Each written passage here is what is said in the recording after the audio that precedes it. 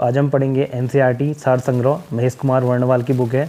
इसमें हम देखेंगे इसका पहला टॉपिक जो खुलता है, बुक खोलते ही आपको देखने को मिलेगा इंडियन पॉलिटी। तो इंडियन पॉलिटी का हम इसमें पहला टॉपिक देखेंगे, आपका संवैधानिक का विकास वगैरह देखेंगे। ठीक है, तो इस टॉपिक को आज हम देखेंगे, काफ़ी ज़्यादा इंपॉर्टेंट टॉपिक है। ये एक डेमो तरीके से क्लास रहेगी। अगर आप लोगों का रिस्पॉन्स इस पर अच्छा मिलेगा तो इसकी कंटिन्यू इस बुक की वीडियो आपको कंटिन्यू मिलती रहेंगी। ठीक है, इसके साथ साथ आपके राजपाल सिंह की जो सीरीज चल रही है वो सीरीज साथ में चलेगी इस बुक के साथ। अगर आप लोग एग्री हैं तो कमेंट करें, तो इस बुक को हम कंटिन्यू चलाएंगे। ठीक है, ये डिपेंड करता है आपके सपोर्ट और प्यार की वजह से। ठीक है,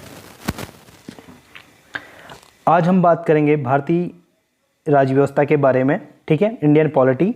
तो इसका पहला टॉपिक हम देखेंगे, ये हमारे डेमो तरीके से रहेगा। अगर आप लोगों का इसमें सपोर्ट अच्छा मिले तो हम इस सीरीज को कंटिन्यू करेंगे। ठीक है, इसका पहला टॉपिक है आपका भारत का संवैधानिक विकास। इस टॉपिक को हम 2 पार्ट में कंप्लीट करेंगे। ये एक डेमो तरीके का है। इसके बाद इसकी 8-9 मिनट की एक वीडियो और आएगी।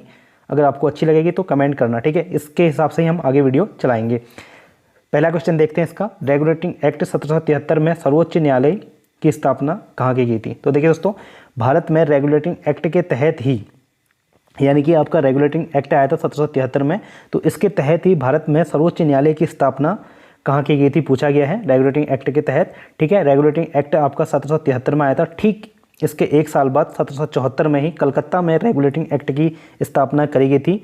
ठीक है, इसमें सुप्रीम कोर्ट की प्रथम मुख्य न्यायाधीश रही थी आपकी sir Elijah Impey. Supreme court की प्रथम मुख्य न्यायाधीश रही थी उस टाइम पे। ठीक है, भारतीयों को भारत के प्रशासन में भाग लेने का अधिकार किस अधिनियम के द्वारा प्राप्त है? तो देखिए दोस्तों, भारतीयों को भारत के प्रशासन में भाग लेने का अधिकार किस अधिनियम के द्वारा प्राप्त है? तो ये आपको प्राप्त होगा 1833 का चार्टर एक्ट आया था, तो उसमें भारतीयों को भारत के प्रशासन में भाग लेने का अधिकार मिला है चार्टर एक्ट 1833 के तहत। ठीक है, भारतीय विधान परिषद को बजट पर बहस करने की शक्ति किस अधिनियम के द्वारा प्राप्त है? तो भारतीय विधान परिषद को बजट पर बहस करने की शक्ति किस अधिनियम के द्वारा प्राप्त है? भारत परिषद अधिनियम 1892 के तहत भारतीय विधान परिषद को बजट पर बहस करने की शक्ति है। तो भारत परिषद अधिनियम 1892 के तहत। अगले क्वेश्चन की बात करेंगे, केंद्रीय विधानमंडल सर्वप्रथम किस अधिनियम के द्वारा द्विसदनी बनाया गया था? तो देखिए दोस्तों, केंद्रीय विधानमंडल तो सर्वप्रथम किस अधिनियम के द्वारा द्विसदनी बनाया गया था? तो यहाँ पे आया था द्विसदनी। तो देखिए दोस्तों, 2 बार 19-19 आ रहा है, तो द्विसदनी के लिए आप ऐसे याद कर सकते हैं, केंद्रीय विधानमंडल द्विसदनी अगर पूछा जाएगा तो 2 बार 19-19 आया, यानी कि 1919 में भारत शासन अधिनियम के द्वारा, ठीक है, केंद्रीय विधानमंडल द्विसदनी बनाया गया। ये इसको याद करने की ट्रिक है। भारत के राष्ट्रपति को अध्यादेश निर्गत करने की शक्ति मूलतः किस अधिनियम में प्रेरित है? तो भारत के राष्ट्रपति को अध्यादेश निर्गत करने की शक्ति मूलतः किस अधिनियम के द्वारा पारित है?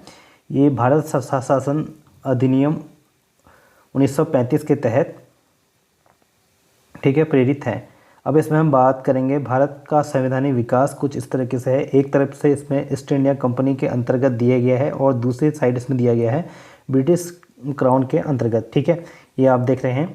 तो इसमें हम बात करेंगे, अगर आप चाहते हैं तो इनको डिटेल में हम आगे वाली वीडियो में पढ़ाएंगे। ठीक है, रेगुलेटिंग एक्ट 1773 में आया था। ब्रिटिश इंडिया एक्ट आपका 1784 में आया था। चार्टर एक्ट, देखिए दोस्तों, 4 चार्टर एक्ट हैं इसमें से, तो जो हर एक अलग अलग ईयर में आए हैं। तो पहला चार्टर एक्ट इसमें 1793 में आया था, दूसरा चार्टर एक्ट इसमें 1813 में आया था, और तीसरा चार्टर एक्ट इसमें 1833 में आया था। और ये 1833 वाला चार्टर एक्ट इंपॉर्टेंट है, तो इसको हम आगे बात करेंगे इसमें। और चार्टर एक्ट है आपका 1853, ये भी थोड़ा इंपॉर्टेंट है, इनको हम आगे वीडियो में देखेंगे अगर आप लोगों का सपोर्ट अच्छा मिलता है।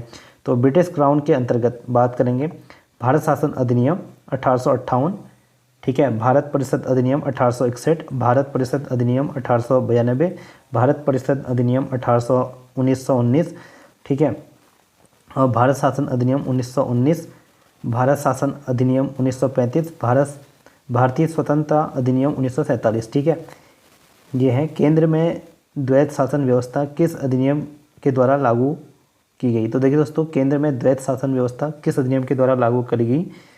ये आपकी 1935 के द्वारा की गई। और मैंने आपको बताया था ऊपर द्विसदनीय था वो, ना कि द्वैध। ठीक है, द्वैध अलग है और द्विसदनीय अलग है। द्विसदनीय में आपका 2 बार 1919 आ जाएगा, यानी कि 1919 के अधिनियम के तहत, और द्वैध शासन अधिनियम आ जाएगा आपका भारत शासन अधिनियम 1935 के तहत।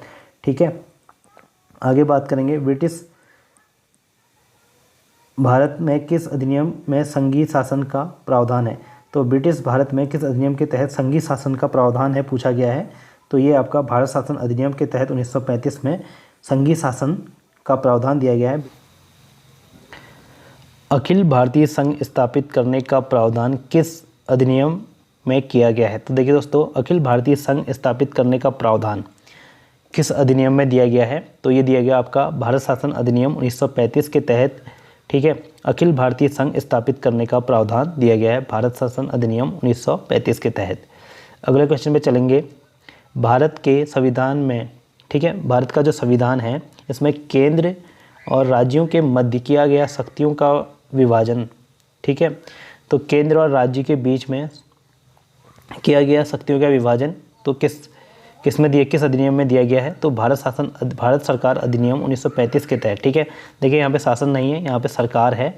तो भारत सरकार अधिनियम के 1935 के तहत केंद्र और राज्यों के मध्य शक्तियों का विभाजन किया गया है। ठीक है, आगे चलते हैं। एक निर्वाचित संविधान सभा द्वारा भारत के संविधान का निर्माण करने का प्रस्ताव किसने किया। तो देखिए दोस्तों, एक निर्वाचित संविधान सभा द्वारा भारत के संविधान का निर्माण करने का प्रस्ताव किसके द्वारा दिया गया। ये आपका क्रिप्स मिशन के द्वारा दिया गया है। ठीक है, अगले क्वेश्चन पे चलेंगे। भारतीय संविधान सभा का गठन किसके अंतर्गत किया था। तो देखिए दोस्तों, भारतीय संविधान सभा का गठन जो किया गया था आपका कैबिनेट मिशन के तहत किया गया था 1946 के अंतर्गत। ठीक है, कैबिनेट मिशन द्वारा प्रस्तुत योजना के अनुसार संविधान सभा में प्रांतों से प्रतिनिधित्व का चुनाव किस अनुपात में किया जाता है। तो देखिए दोस्तों, कैबिनेट मिशन में जो प्रांतों में प्रतिनिधित्व का चुनाव किया जाता है तो 10 लाख की जनगणना में से